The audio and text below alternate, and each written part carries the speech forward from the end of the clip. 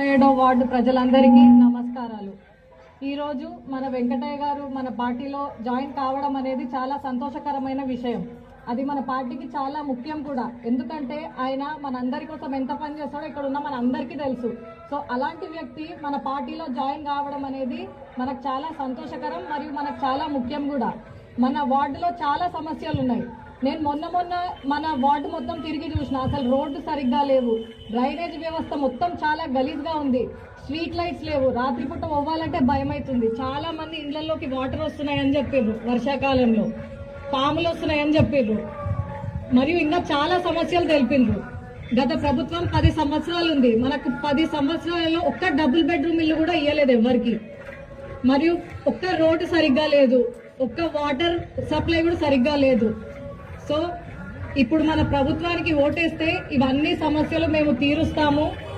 మరియు మన వార్డు వాళ్ళు తెలియజేసిన మరికొన్ని సమస్యలు ఏంటంటే, మన దగ్గర ఒక బస్ స్టాప్ లేదని తెలియజేసారు, ఒక బ్యాంక్ లేదని తెలియజేసారు, ఒక స్కూల్ లేదు, ఒక వాటర్ సప్లై ట్యాంక్ లేదు, ఒక వెటర్నరీ హాస్పిటల్ లేదు. ఇవన్నీ కూడా కాంగ్రెస్ ప్రభుత్వం వస్తే 100% వెంకటయ్య గారి ఆధ్వర్యంలో ఇవన్నీ పనులు చేస్తామని చెప్పి సందర్భంగా తెలియజేస్తున్నాను. విద్యావంతులైన నాయకులను ఎన్నుకోవాలి, ఎందుకంటే వాళ్ళకి గట్టిగా ప్రశ్నించే అధికారం ఉంటుంది. అవతల వాళ్ళు కూడా ఆచితూచి మాట్లాడతారు, అరే వీళ్ళు చదువుకున్నారు, వీళ్ళకి సబ్జెక్ట్ ఉంటుంది, వీళ్ళకి తెలుసు అని. సో విద్యావంతులైన నాయకులను ఎన్నుకోవడం అవసరం. యువత కూడా రాజకీయాల్లోకి రావాలి. ఎవ్వరు పేపర్ చదవరు, న్యూస్ ఫాలో గారు, యువత కూడా రాజకీయాల్లోకి రావడం చాలా ముఖ్యం.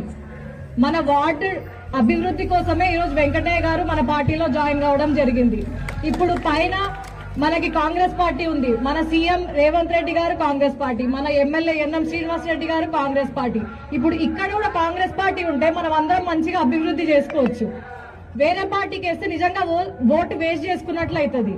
అదే మన పార్టీకి వేస్తే 100% అభివృద్ధి ఉంటది. మీ అందరి అభివృద్ధి కోసం నేను కృషి చేస్తాను. మీ అందరి కోసం ఎల్లప్పుడూ నేను అందుబాటులో ఉంటాను. మీకు ఏ ప్రాబ్లం ఉన్నా కూడా ఇంటికి వచ్చి అడగండి. ఎందుకు చేయలేదు అని ప్రశ్నించే హక్కు మీకుంది. ఎందుకంటే మీరు నాకు ఓట్లు ఇస్తున్నారు కాబట్టి మీకు అడిగే హక్కు 100% ఉంది. మీ అందరి ముందు ఈ రోజు నేను చెప్తున్నాను, మీ అందరి అభివృద్ధి, మన వార్డు అభివృద్ధి మనకు ఫస్ట్ ప్రయారిటీ. సో మీరందరూ నాకు ఓట్లేసి నన్ను గెలిపించి మన వార్డు అభివృద్ధి చూస్తారని కోరుతూ సెలవు తీసుకుంటున్నాను. జై హింద్, జై కాంగ్రెస్. థ్యాంక్ యూ అన్న. సురేందర్ గారు వేదికపై